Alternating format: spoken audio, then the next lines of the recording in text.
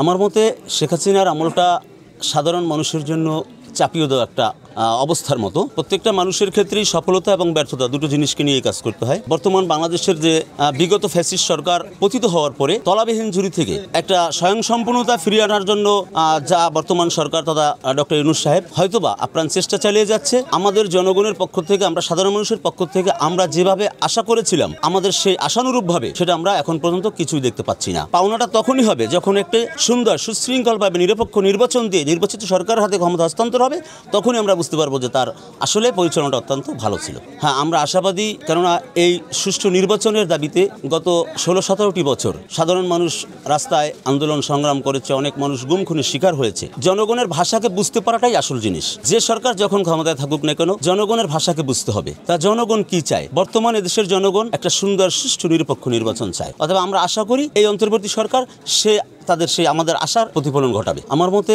শেখ হাসিনার আমলটা সাধারণ মানুষের জন্য চাপিয়ে দেওয়া একটা অবস্থার মতো। যেমন যে মানুষ সাধারণভাবে মুক্তভাবে কথা বলার সুযোগ পায়নি, আজকে আপনাদের সামনে, মিডিয়ার সামনে যে আপনাদেরকে আমি ধন্যবাদ জানাচ্ছি যে আজকে আমাদের এই নিম্ন অঞ্চলে এসে আপনারা আমাদের কাছ থেকে আমাদের মতামত গ্রহণ করছেন। এই মতামতটুকু প্রকাশ করার মতো স্বাধীনতা বাংলাদেশে ছিল না তৎকালীন সরকারের সময়। এবং শুধু তাই নয়, মিথ্যে মামলা হামলার শিকার হয়ে অসংখ্য মানুষ দেশান্তরিত হয়েছে, ঘরবাড়ি বিক্রি করে বা ভিটামাটি ফেলে রেখে পালিয়ে যেতে হয়েছে। অথচ আমি নিজেও কিন্তু ভুক্তভোগী, আমার নামেও একাধিক মামলা হয়েছে তৎকালীন সরকারের সময়। আমি জেল খেটেছি।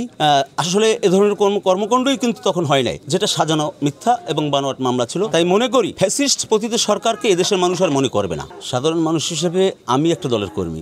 আমার মনে হয় বাংলাদেশে এখন মেজরিটি পার্সেন্ট লোক কোনো না কোনো দলের সাথে সম্পৃক্ত। তো সে কথা বলতে গেলে আমি যে দলটা করি, আমি বাংলাদেশ জাতীয়তাবাদী দলের একজন আদর্শ সৈনিক। আমার যিনি এই দলের প্রতিষ্ঠাতা শহীদ প্রেসিডেন্ট জিয়াউর রহমান, তিনি বহুদলীয় গণতন্ত্রের প্রবক্তা। তিনি যখন এক নেতার এক দেশ ছিল তথা বাকশালী রাষ্ট্রে পরিণত করেছিল তৎকালীন বঙ্গবন্ধু শেখ মুজিবুর রহমান, সেই জায়গা থেকে তার পতনের পরে শহীদ প্রেসিডেন্ট জিয়াউর রহমান যখন ক্ষমতা গ্রহণ করে তখন সে বহুদলীয় গণতন্ত্র প্রতিষ্ঠা করেছিল।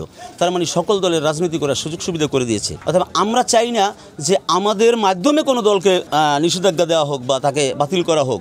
কোনো দলকে যদি বাতিল করার ইচ্ছা থাকে, আমার দৃষ্টিকোণ থেকে আমি মনে করি সেটা জনগণ ভোটের মাধ্যমে তাদেরকে বিতাড়িত করে দেবে।